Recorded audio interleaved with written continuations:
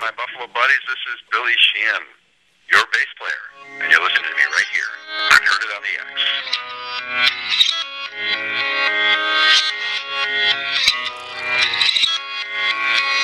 Hi, folks. Welcome back to Heard It on the X, East Coast premier music talk show. We got some guests in studio with us right now. We got two Daves, two Johns, a Mark, and a Mike. Yes. Fair Trade's in the house.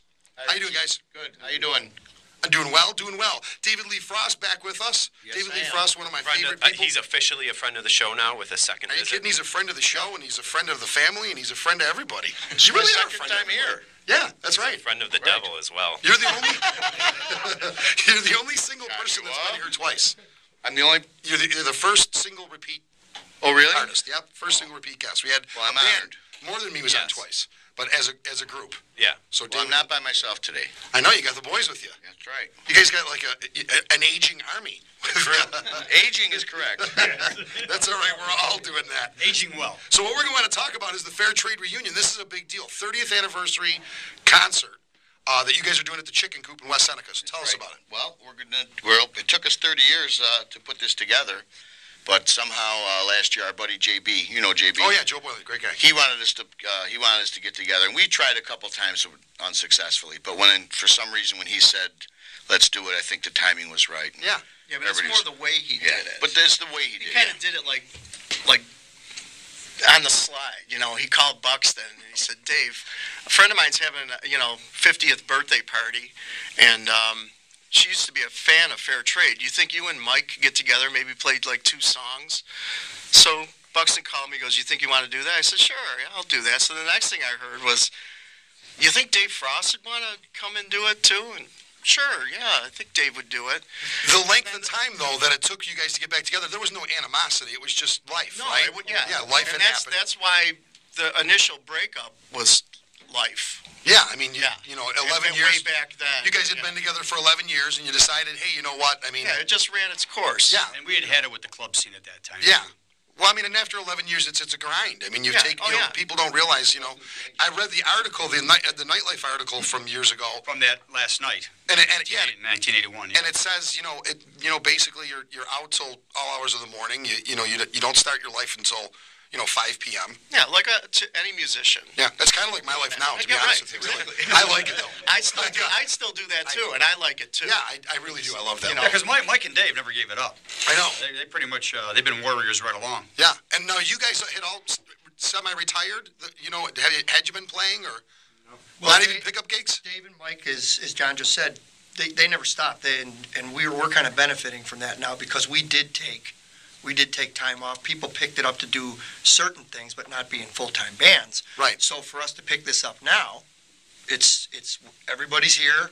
It's all the same people, and it's fair trade the way it was when it ended, and now it's starting up again. So it's very exciting from that standpoint. Out of curiosity, at the moment that this article from 1980 is going to be out, all right?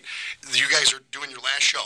In your mind, did you pick these two guys to be the ones that would just keep? There's just no way Frosty's going to put it down, or did you think did it play out the way you guys thought it would play out as far as time duration or anything? I mean, I'm not surprised that Dave continued to play. I'm not surprised that Mike continued to play. I mean, I think people just had different interests. Right.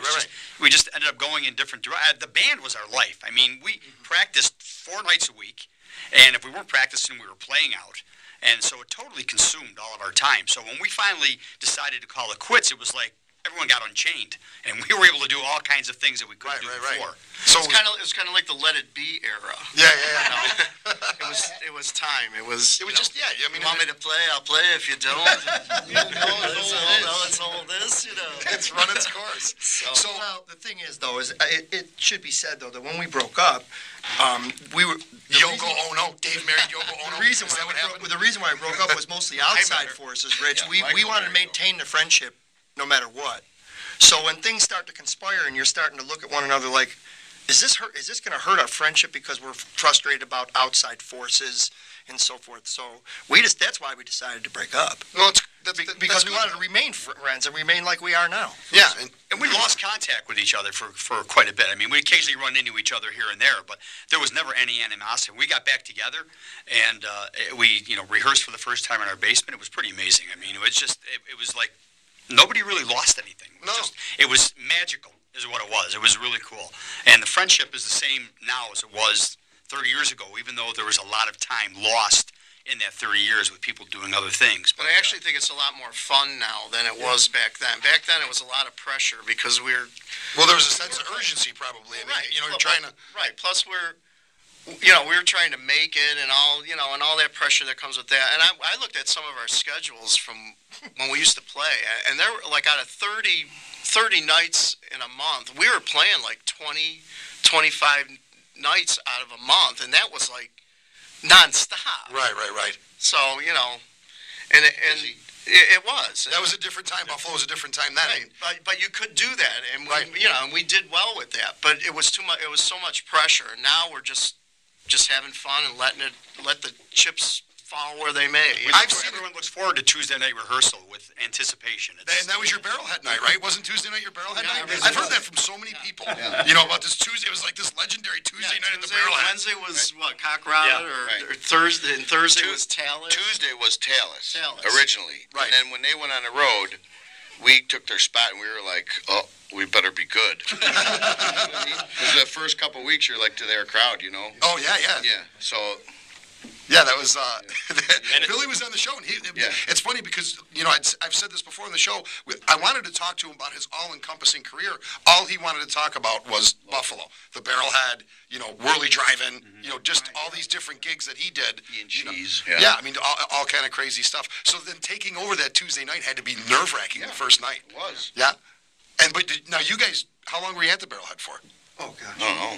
We were there Tuesday for, I don't know, over a year and a half, 2 years. I don't know. And we played weekend gigs there since, I don't know, I would say it was about good 5 or 6 years that we did gigs there on the weekends. We got booked in probably once or twice monthly, Friday and a Saturday in a typical month, and played the Barrelhead. And that was the place that we measured every other place by, because the Barrelhead wasn't trying to be something different. There were lots of clubs, lots of school gigs we did, lots of varied gigs. Colleges, But universities. Barrelhead was the thing, because it was a club that was highlighting the music.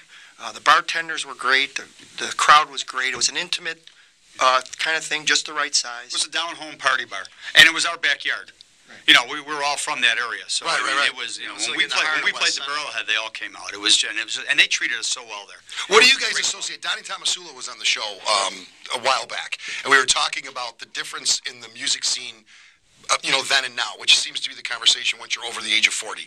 What do you attribute it to? Is the drinking age what you guys attribute it to, too? I believe that had a huge effect on it, because when we were doing the fair trade shows, it was 18, and the 18-year-olds, I mean, everybody was going on. And as soon as it changed to 21, it was a drastic change. And then disco came at the same time. So rock and roll was, and then it starting to get into the 80s.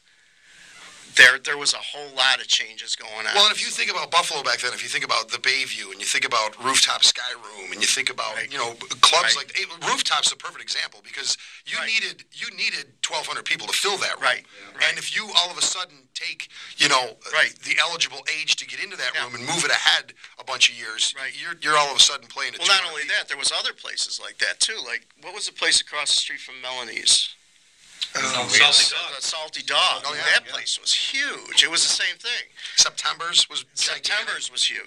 There's a lot of places that were just big places. Right. You And weren't if going to you fill. don't get less than 1,000 people, and the bar owners complaining. Even Desiderio's was like that. I remember playing there wall to wall.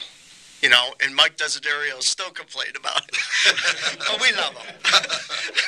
Mike's a great guy, actually. Yes, I love Mike. And the guys that are putting this on, Billy Bob and Peter Productions, which is a very funny saying name. When I did your commercial, Billy Bob and Peter.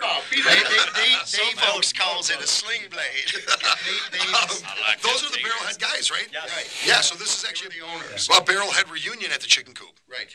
Yeah. Peter and Billy are brothers, and then Bob is a really good friend of theirs. So that they were the owners of the Bill Class and Peter Class, the owners. We're the owners of the Barrelhead. So Right. this is a Barrelhead reunion. Right. So this is going to be really monstrous. And It'll be fun. once again, it's at the Chicken Coop, 299 Lydecker Road in West Seneca. What about tickets? Are there tickets available for it? Tickets available online at fairtradetix.com. Fairtradetix.com. Yep. Or you can go to the Chicken Coop